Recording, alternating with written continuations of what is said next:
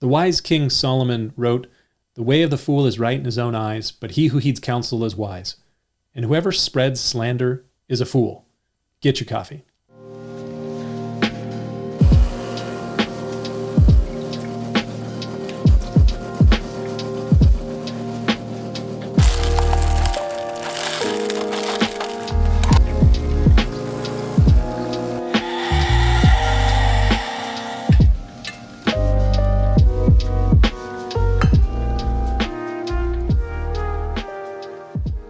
Every person that has even a semi-public life or is in any organizational leadership capacity will experience some level of criticism.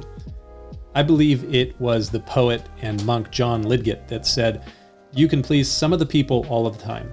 You can please all of the people some of the time, but you can't please all the people all of the time."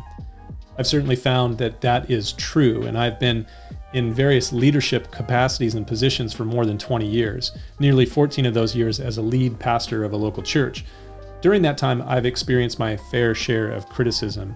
I'm sure that some of that criticism was well-deserved, and I recognize very clearly I'm not perfect, nor do I pretend to be. The author and pastor Stuart Briscoe once wrote that the qualifications of a pastor are the mind of a scholar, the heart of a child, and the skin of a rhinoceros. Each of those take a fair amount of effort to develop, especially the skin of a rhinoceros.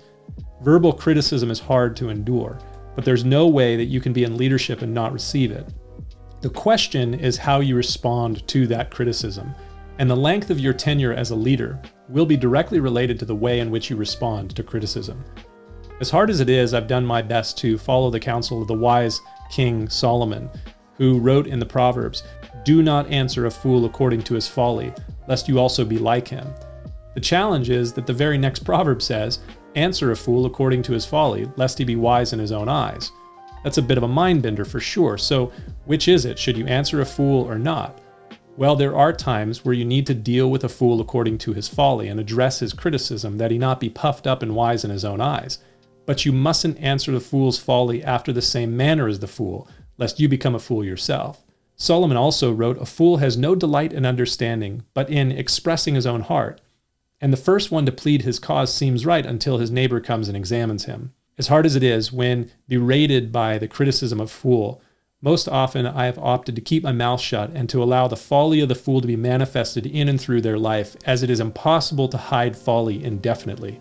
Solomon also wrote, "Whoever guards his mouth and tongue keeps his soul from troubles."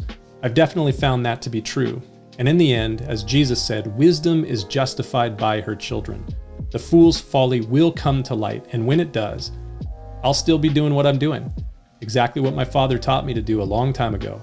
Put your head down and do your job. And remember, fools always fire themselves. Something to think about. We'll see you next time.